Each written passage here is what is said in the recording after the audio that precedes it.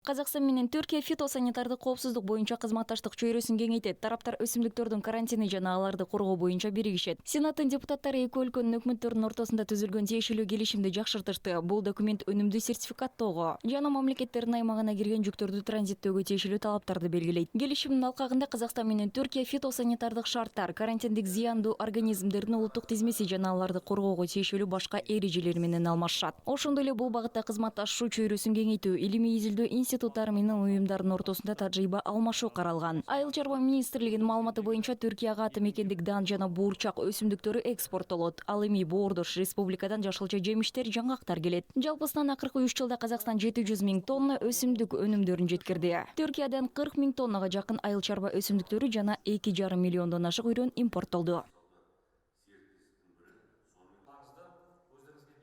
Товарооборот по итогам года составил порядка 285 миллионов долларов.